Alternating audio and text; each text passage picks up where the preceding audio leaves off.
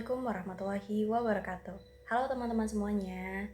Nah, perkenalkan nama saya Cynthia Marani dengan NPM 022723111243. Jadi di video kali ini kita akan membahas tentang analisis transaksi dan translasi valuta asing, di mana di era globalisasi sekarang banyak perusahaan yang melakukan kegiatan bisnis lintas negara. Nah, oleh karena itu, perusahaan harus memahami bagaimana sih mencatat, mengukur, dan menyesuaikan transaksi yang menggunakan mata uang asing. Nah, selanjutnya kita masuk pada pengertian valuta asing. Nah, valuta asing atau falas merupakan mata uang negara lain yang digunakan dalam kegiatan ekonomi internasional dan transaksi lintas negara. Nah, dalam dunia bisnis global, penggunaan valuta asing ini sangat penting karena perusahaan sering melakukan kegiatan ekspor, impor, investasi, maupun kerjasama dengan pihak luar negeri. Nah, contohnya valuta asing yang umum digunakan adalah dolar Amerika Serikat atau USD, euro, yen Jepang, dan pound sterling. Nah, keberadaan valuta asing ini mempermudah aktivitas perdagangan internasional dan mendukung pertumbuhan ekonomi global. Selanjutnya kita masuk pada faktor yang menyebabkan perubahan kurs valuta asing. Nah, nilai tukar valuta asing selalu mengalami perubahan dari waktu ke waktu karena dipengaruhi oleh berbagai faktor ekonomi dan non-ekonomi. Jadi, tingkat inflasi ini menjadi salah satu faktor yang memengaruhi kurs karena inflasi tinggi dapat menurunkan daya beli mata uang suatu negara. Nah, selain itu, tingkat suku bunga juga memengaruhi pergerakan kurs karena investor cenderung memilih negara dengan tingkat pengembalian yang lebih tinggi. Nah, faktor lain seperti kondisi politik dan ekonomi, permintaan serta penawaran mata uang, dan kondisi neraca perdagangan juga dapat menyebabkan fluktuasi nilai tukar. Selanjutnya kita masuk pada pengertian transaksi valuta asing. Nah, transaksi valuta asing ini adalah transaksi bisnis yang menggunakan mata uang asing dalam kegiatan operasional perusahaan. Nah, transaksi ini dapat berupa pembelian barang impor, penjualan produk ke luar negeri, pembayaran utang, maupun pinjaman yang menggunakan mata uang asing karena melibatkan mata uang yang berbeda.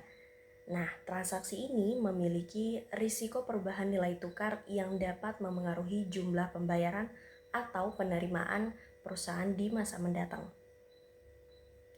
Selanjutnya, pengakuan awal transaksi valuta asing. Nah, pada saat transaksi valuta asing terjadi, perusahaan harus mencatat transaksi tersebut menggunakan kurs yang berlaku pada tanggal transaksi atau kurs spot. Nah, tujuannya adalah agar nilai tukar transaksi dapat diukur menggunakan mata uang fungsional perusahaan. Nah, sebagai contoh nih, jika perusahaan membeli barang senilai $5 dengan kurs $16.000 per dolar Amerika, maka transaksi tersebut dicatat sebesar 80 juta dalam laporan keuangan perusahaan. Selanjutnya, penyesuaian transaksi valuta asing pada akhir periode. Nah, apabila sampai akhir periode akuntansi transaksi valuta asing belum diselesaikan juga, maka perusahaan perlu melakukan penyesuaian berdasarkan kurs tersebut atau terbaru. Nah, penyesuaian ini dilakukan untuk menunjukkan nilai kewajiban atau piutang yang lebih realistis sesuai kondisi kurs saat ini. Nah, jika kurs mengalami kenaikan atau penurunan, perusahaan akan mengalami laba atau rugi selisih kurs yang nantinya diakui dalam laporan laba rugi. Selanjutnya, penyelesaian transaksi valuta asing. Nah, jadi ketika transaksi akhirnya diselesaikan, perusahaan itu harus menghitung kembali nilai pembayaran menggunakan kurs pada tanggal penyelesaian. Nah, perbedaan antara nilai awal transaksi dengan nilai saat pembayaran akan menghasilkan keuntungan atau kerugian tambahan akibat perubahan kurs. Nah, oleh karena itu, penyelesaian transaksi valuta asing menjadi tahap yang penting banget karena dapat memengaruhi jumlah kas yang dikeluarkan atau diterima perusahaan. Selanjutnya, laba dan rugi selisih kurs. Nah, laba dan rugi selisih kurs terjadi karena adanya perubahan nilai tukar mata uang asing dari waktu ke waktu. Laba selisih kurs muncul karena ketika perubahan kurs memberikan keuntungan bagi perusahaan. Nah, sedangkan rugi selisih kurs terjadi ketika perusahaan harus mengeluarkan biaya lebih besar akibat kenaikan kurs. Selisih kurs ini sangat penting karena dapat memengaruhi profitabilitas perusahaan dan kondisi keuangan secara keseluruhan. Nah, selanjutnya pengertian translasi valuta asing. Nah, translasi valuta asing ini merupakan proses mengubah laporan keuangan yang menggunakan mata uang asing ke dalam mata uang pelaporan perusahaan induk. Nah, translasi biasanya dilakukan oleh perusahaan multinasional yang memiliki anak perusahaan atau cabang di negara lain. Nah, proses ini bertujuan agar seluruh laporan keuangan itu dapat disusun dalam satu mata uang yang sama. Nah, sehingga lebih mudah dianalisis dan dikonsolidasikan. Selanjutnya kita masuk pada pentingnya transaksi valuta asing. Nah, transaksi valuta asing ini menjadi sangat penting karena perusahaan global sering memiliki operasi bisnis di berbagai negara dengan mata uang yang berbeda-beda. Nah, tanpa translasi, perusahaan itu akan kesulitan menyusun laporan keuangan konsolidasian dan membandingkan kinerja antar unit usaha. Nah, dengan adanya translasi ini, informasi keuangan menjadi lebih seragam, relevan, dan mudah dipahami oleh investor maupun pihak manajemen lainnya gitu. Selanjutnya kita masuk pada metode translasi valuta asing. Nah, jadi dalam praktik akuntansi terdapat beberapa metode transaksi valuta asing yang digunakan perusahaan. Jadi yang pertama itu ada metode current rate. Dia itu menggunakan kurs penutup untuk aset dan kewajiban serta kurs rata-rata untuk pendapatan dan beban.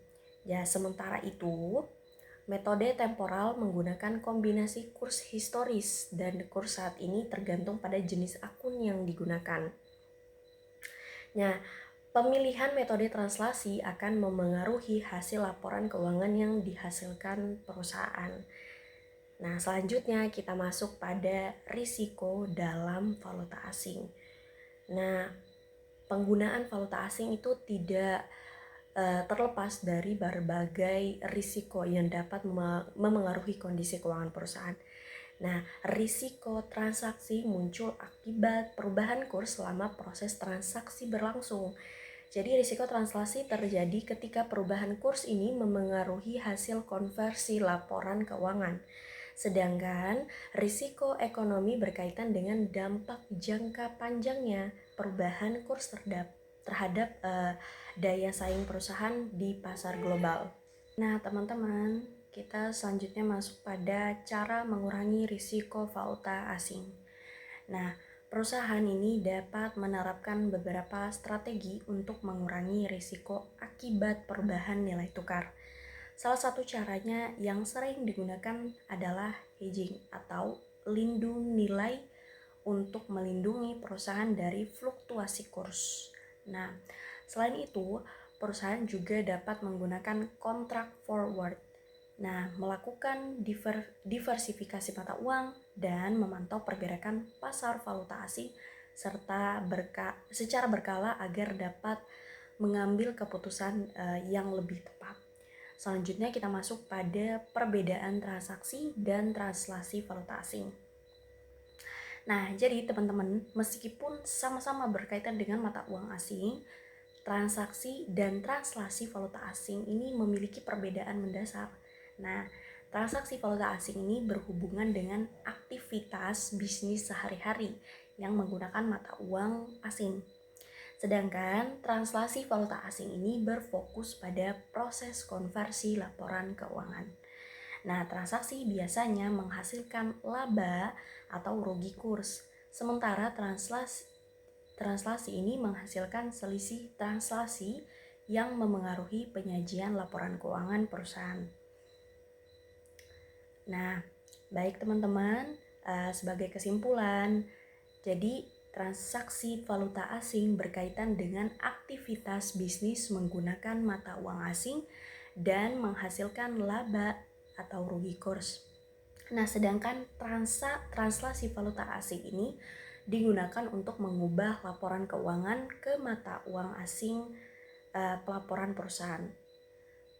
Nah, kedua hal ini penting karena fluktuasi kurs dapat memengaruhi kinerja dan kondisi keuangan perusahaan. Baik teman-teman, terima kasih karena telah menonton video saya. Sampai jumpa di video berikutnya.